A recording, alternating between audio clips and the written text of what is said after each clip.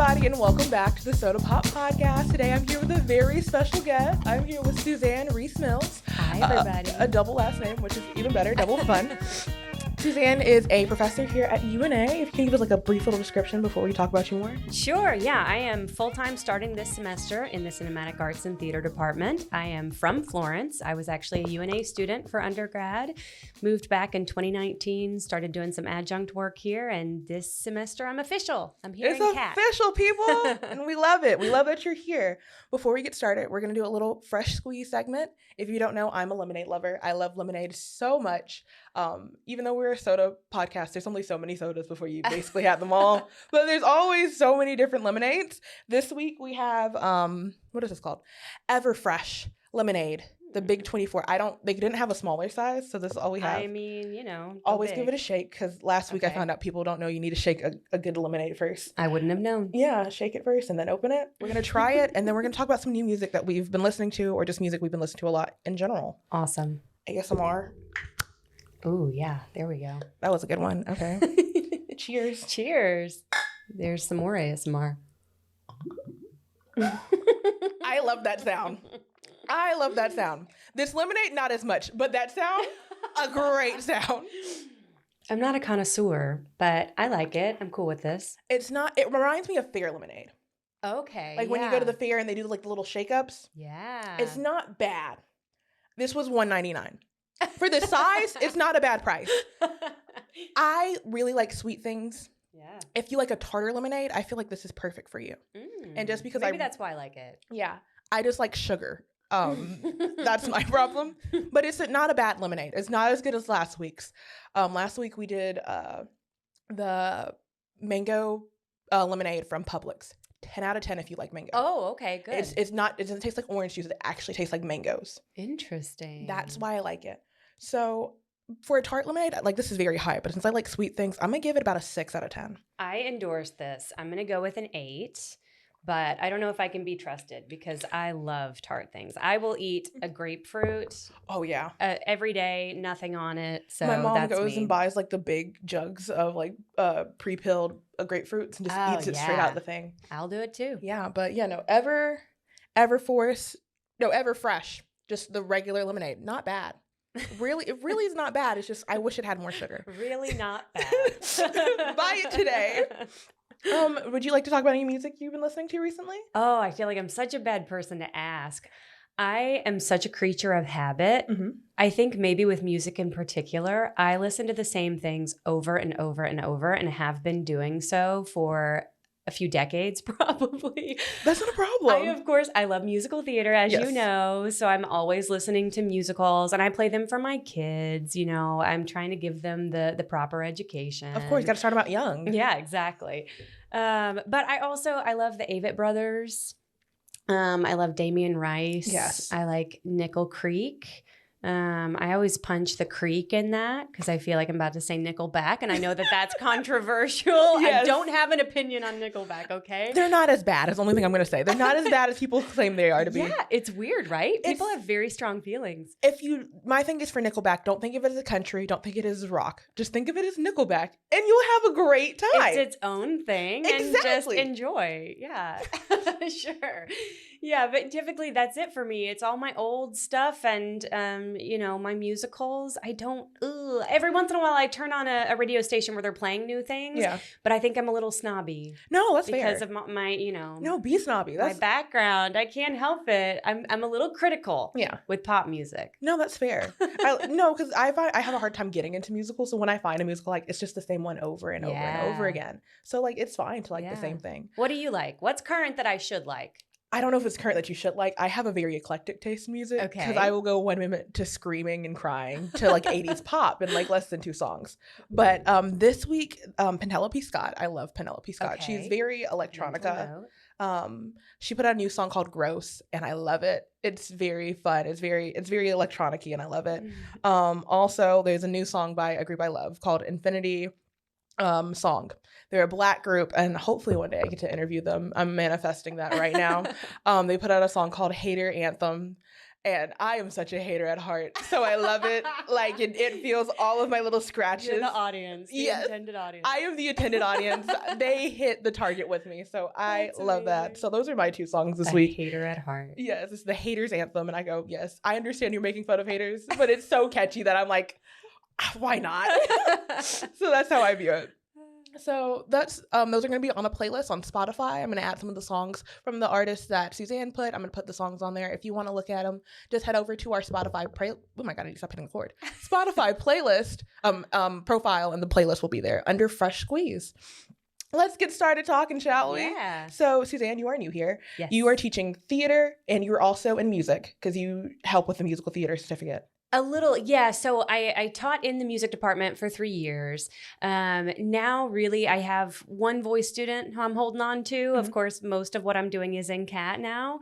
But so I am CAT faculty, but, you know, I still have got the relationships in the music department. Yes. And then teaching a voice lesson is pretty much my only class that I'm doing there. Oh, so you're like almost done. I don't like that. I know, it's weird. Suzanne has such a pretty voice. If she ever gets the chance to listen, if you ever get the chance to listen to her sing, do it. We'll put some of my tracks on the playlist too. I'm kidding. I'll find some. I'm pretty sure Ethan will give me some. So my question is, like you said, you originally are from Florence, mm-hmm. and you went here. Mm-hmm. Why are you back? Great question. Yeah. I always think this is a great selling point for UNA or for any other institution who can say this or area, because for me, UNA brought me back, but also the Shoals brought me back. I love UNA. I love Florence. I love the Shoals area. And I should say I was born in Memphis, but I lived in Florence from the time I was like 11. So I typically say I'm from Florence. I feel like I am. I went through the Florence City School System, did undergrad here. And UNA was such a home for me. And that's one of the things that I love about it.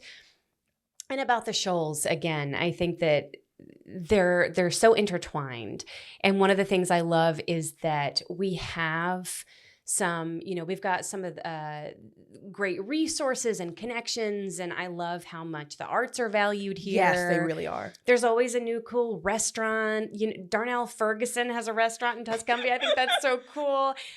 John Paul White teaches here. Yes. There's so many things like that, but then you also get a really homey feeling. It feels like a small community, and UNA, I feel like, is the same way. There's so many cool things always going on here, but 100%. It just also feels very homey. Yeah. It's big enough, but it's not too big. I agree. Because one thing about you is you're constantly involved with local theater. Mm-hmm. And how did you get down that path, if that makes any sense? Like directing local theater, because everyone can go audition, but I feel like to direct is a harder thing. Yeah, well, it's because I started out auditioning. I did some community theater in high school and mostly college. So when I was a student here at UNA, I would do whatever I could. I performed some on campus, but then also a little bit with the Shoals Theater. But then I got in to summer stock at the Ritz Theater and just completely fell in love with that program. And at the time, it was David Hope, who's still local here, and he is an incredible director. And he created this program that was for young people, college students, high school students, and young professionals to get some great training and to get involvement in some good productions. So I did that. I performed as a college student and got some really good training through that and experience, and then went off to Boston to get my degree, my musical theater degree. And then when my husband and I were deciding to come back to the area, I got put in touch with the Tennessee Valley Arts Association. They're the ones who oversee the Ritz Theater. Yes. And they brought me on as artistic director, which is I love it. I love doing it, but I also just feel honored to be doing it because it was something that meant so much to me. Yes. So now I get to be on this side of it. You're passing the torch. That's right. It was passed to me as a director, and now I get to keep passing it on to performers. Yes. Yeah. A lot of these roles are teaching roles. Mm. And my thing is I think you're a phenomenal teacher. So this is a personal thing. Thank you. Why did you choose to teach? You're coming back to a college to teach it. You're teaching it technically now with the Ritz, and being a director is basically another form of teaching. Yeah. So why? I love teaching. I think, it feels like such a general thing to say, I think, because of course, if you're teaching, there are so many different things that you can teach. But as I continued in my study, going through undergrad and then grad school, I sort of, over time, came to understand this about myself. I love leading. And I get really, really excited to pass things on. Sometimes annoyingly so. I promise you it's not. My acting class yesterday was just laughing at me because, sometimes it's things that are completely unrelated to the subject matter, but something will come up in conversation. No, I had her for my beginning acting class, and like we would go on tangents that had nothing to do about acting, but I loved how like you were so passionate about just learning and teaching us different things, even if it had nothing to do with it, and we lost a day of class. It was just very interesting because you're like, no, we can actually take this and go this way and that way and that way. I'm like, tell me more. I am so intrigued. Everything connects. Everything applies. And that's one of the things I love about teaching theater specifically, is that truly everything is connected. Everything has to do with everything else. And studying acting in theater is really studying being a human. Yes. It's just you're exploring what it means to be on this planet and to interact with people. And so I love that about it, that nothing ever really, because I love a tangent, but then I also will say it almost feels like it's not a tangent because there's always a way to connect. Everything connects. Yeah. And it's a fun thing when you connect everything, because connecting that, in fact, I love how you said like acting is studying humans. Yeah. I didn't realize that for the first time until my first real acting teacher told me, go and people watch. You never realize how hard it is to sweep or how weird it is to mop or drink coffee until you're watching someone else do it. Yeah. And it's also kind of weird because like you're also stalking people without trying to stalk people. Right. It's like a very weird thing. Like just go watch people without watching them. We have a great excuse to be weirdos and people watch. It's the best. Exactly. It's really fun. So that's like one of my favorite things. Everything connects and you connect it very well and you explain yourself very well. So that tangent all you want, because you'll make it make sense eventually. You are the musical girl, as we say in the department. If you have a musical question, you have something about musicals, you go and see Suzanne. So I'm required to talk to you about musicals. I love it. Let's do it. We're going to do a deeper musical question later. But my thing is, I know I personally like theater more than musicals. Like I like a traditional play. Sure. So what pushed you to do more musicals than to do like just regular theater, if that makes sense? Yeah.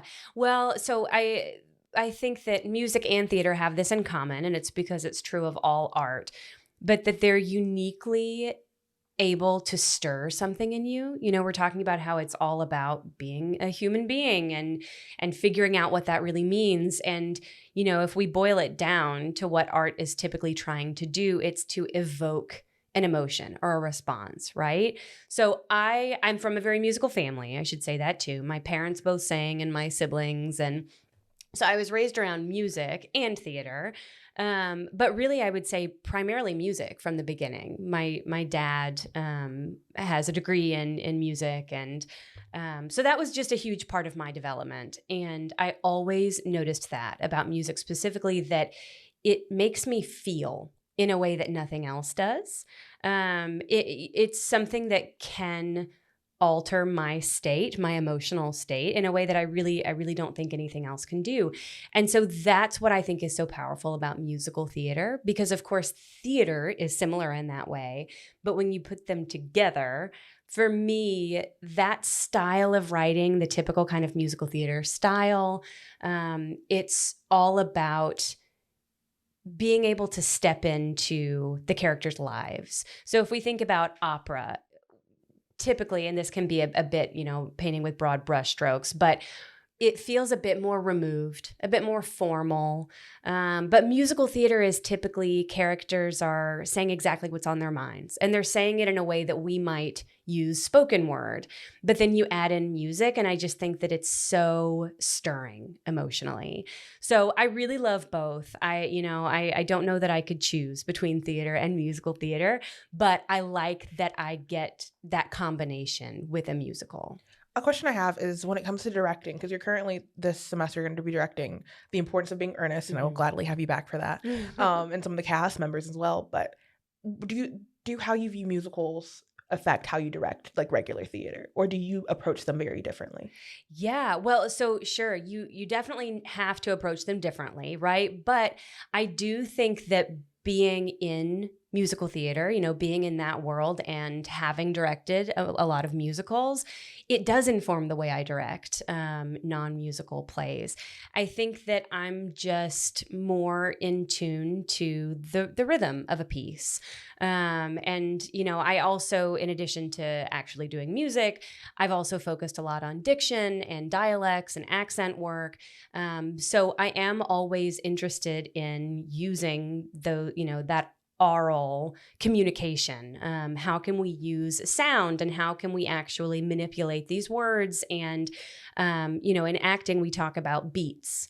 And so pacing is so important, and how to really package everything in time and space, right? And so the time part is, to me, very musical. Yes, 100%. I agree with that.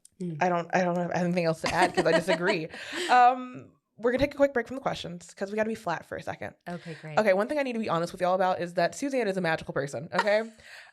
She is a dialect coach, and she can pull any accent out of a hat. Literally, we spent one class period just trying to make her do different accents, and she wouldn't let us do it. But speaking of tangents, we almost got there. So this segment, if you don't know, I call it B Flat because we're a soda pop podcast, and I have to make everything a soda pun. Sometimes you don't like flat sodas. You have to be honest. They're not good. They're bad. So we're going to be honest for a second. Okay. And this time we're going to be honest. This edition is going to be accents / dialect edition. I can't talk today. Wonderful. I am in front of a dialect coach. Anyway, I know for me personally, the thing I have to be really honest about is that I don't find the British accent all that. Interesting. This is probably just going to go off my hatred of just British people, but it's a thing. I can tell you about it later. A hater at heart. I told you. You already told us. I can make a compilation of me just talking about my hatred of British people in this thing, and it would probably be like 10 minutes long. But people, especially when One Direction was a big craze, everyone's like, you don't understand the accent. It's just so romantic. It's just everything. I just love the accent. And I'm like, babes, it's not all that. Calm down, sweetheart. It's not that good. You don't get the appeal. I the one I do get the appeal of is an Australian accent. But I realize that an Australian accent is just British people from the South. And so I'm probably just more inclined to things that sound Southern. Interesting. Okay. Than something that just sounds very, because when you think British for the most part, you think, posh. Right. And uptight. Right. And stuck up. And you see all my bias coming out. And we know that those things are not true. I just want to go on record as saying I love British people.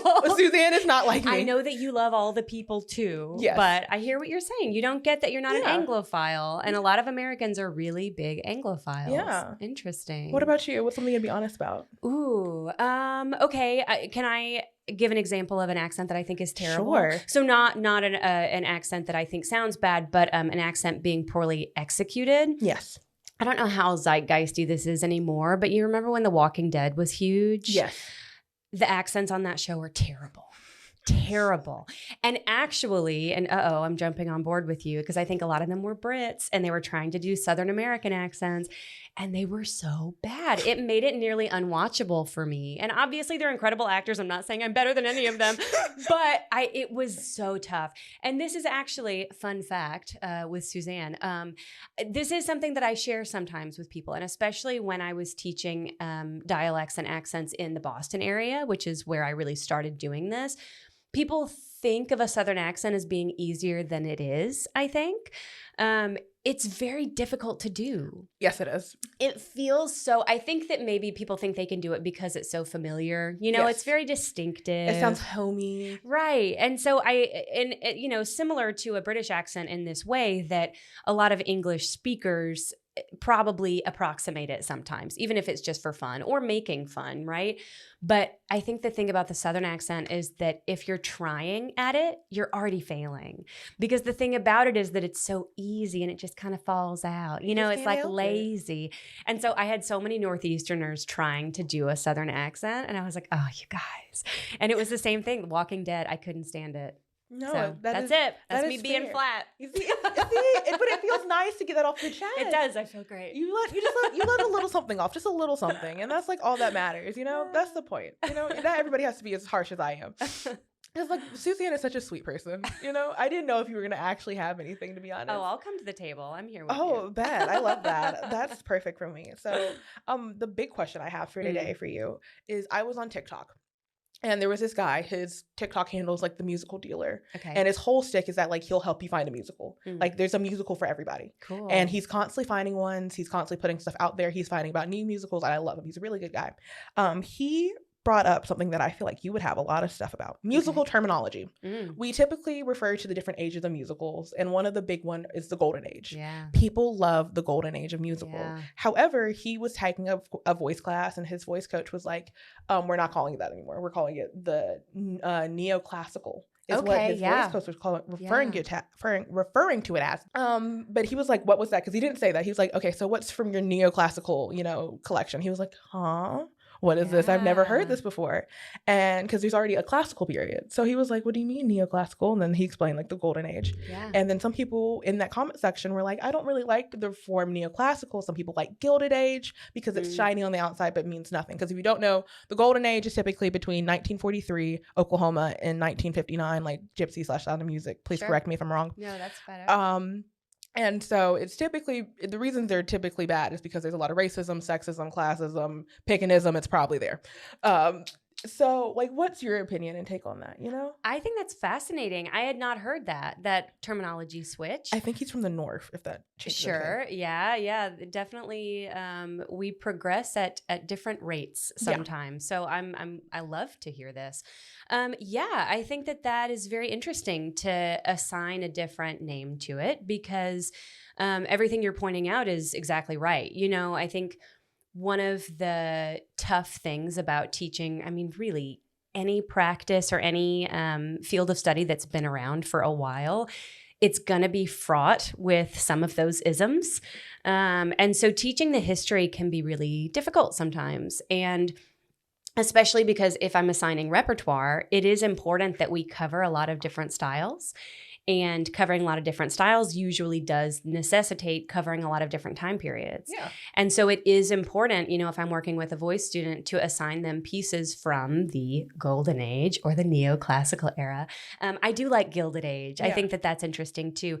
But I see the need for that because calling it the golden age really plays into this idea that I think a lot of people do still have, that it was the good old days, right? And that's a dangerous idea to have, to look back on that with rose-colored glasses and be like, oh, everything was so simple for a very select few. So pretty, so perfect. Exactly.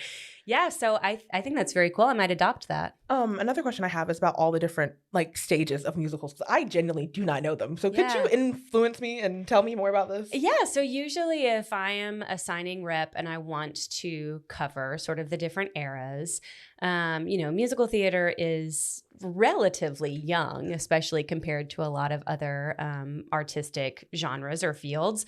So I usually do start with the Gilded Age or the neoclassical era, and that's where you are going to have a lot of Rodgers and Hammerstein pieces, Sound of Music, you said Oklahoma, Carousel, a lot of that kind of thing. And the reason it's important is not just because it's a prominent part of the canon, but also it represents or embodies a particular style of singing. And a lot of times you'll hear that referred to as legit singing, and that's problematic too, because it sort of, implies that other styles, more contemporary styles, are then illegitimate. But so I typically do start there. After that, we would go, typically I think like Hair Through Rent. So coming up through like mid-90s. We don't have a name for that, but and after that, contemporary. So coming through the 2000s and then into present day. And it'll be interesting to see where we go next, because right now, I think the contemporary era, and it's always interesting in history that if you look at music history as opposed to music theater history, it's obviously got a much longer trajectory. And there are so many eras and time periods where basically the words, whether you're translating them or whether they're in English, it means new or now or today or contemporary. And then you progress and then you need a new word, right? So I'll be interested to see what comes after contemporary for musical theater. But right now it's marked by a lot of pop style. Yes, 100%. Because like currently pop has changed a lot, and people fail to realize that. And I feel like that's also influencing musicals because people are like, the Lin-Manuel Mirandification of everything. Yeah, is a thing that's happening. And however you feel about Lin-Manuel Miranda is against you and God. That has nothing to do with me. But it's true. It's it's going to be very pop focused. But I don't think that's typically a bad thing. No, sure. Because it's getting a lot creative. Because I remember when 6 came out, people were like mad because there was autotune. Like people were losing their mind. But it really did add for the small moments that like they did have the autotune. Right. It wasn't taking away. It wasn't showing that they weren't singing. It was to emphasize a point. Yeah. Yeah, I typically feel like all of it is welcome. You know, there's a space for everything. And I too am sometimes one to criticize when something is overproduced. You know, I can't get into stuff like, again, this is like a kind of old example, but when I was in college, Glee was really popular. I don't like Glee. I don't either. Another B-flat moment. Glee is Yeah, I don't. And maybe for a few reasons, but one of the things that I think people expect me to like something like that because it's, you know, it's cutesy and it's musical and all of that.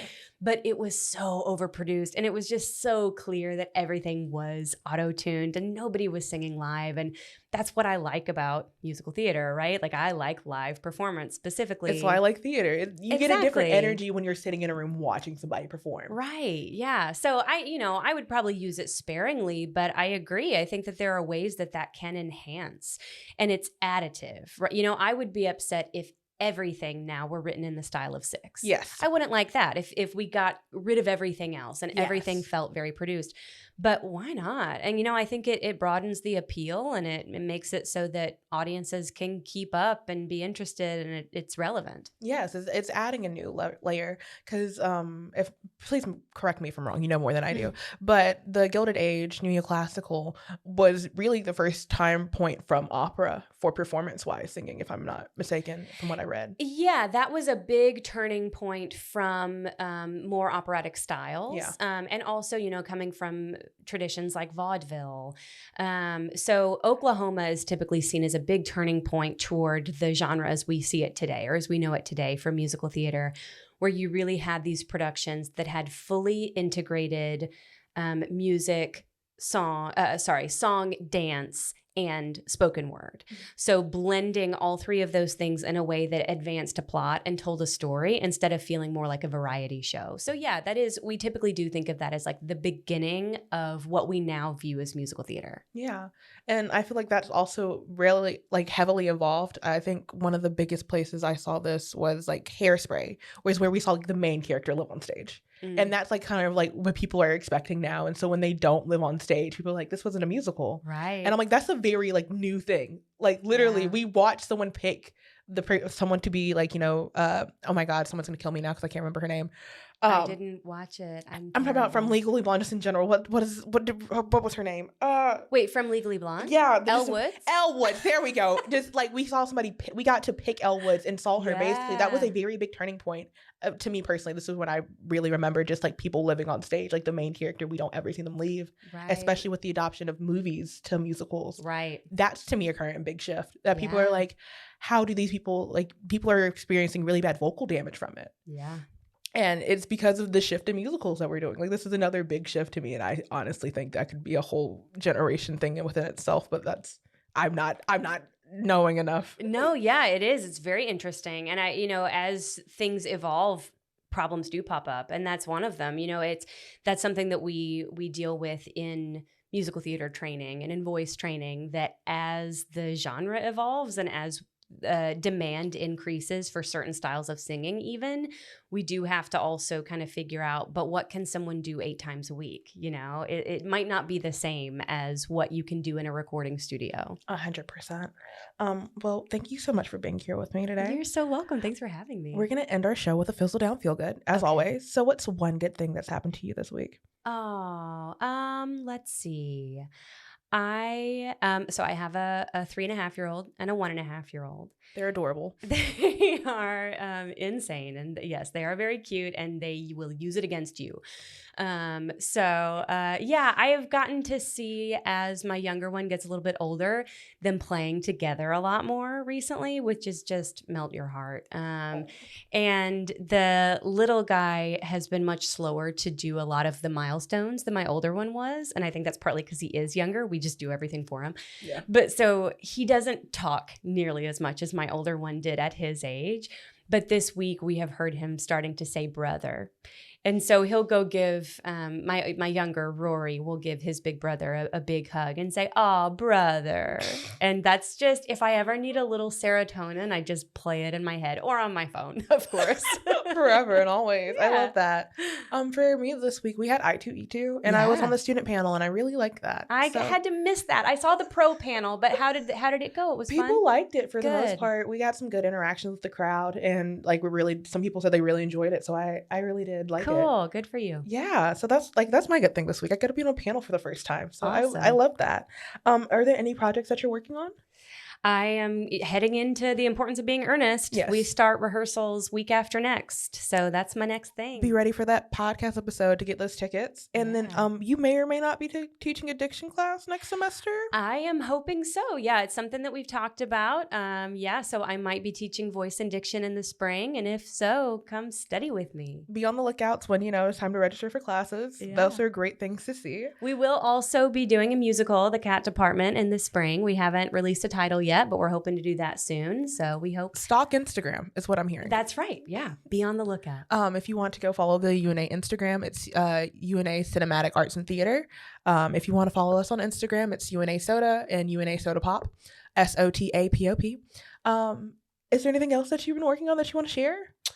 Let's see. Ernest, the musical, and I'm always already prepping for summer stock at the Ritz. So that's on deck too. Just be on moving from one project to another. So yeah. Never know where it's gonna be. Well, thank you so much for thank you so much for being here. Thank you for being here with me. I'm in charge now. I can't speak today. Let me just give it over to Suzanne.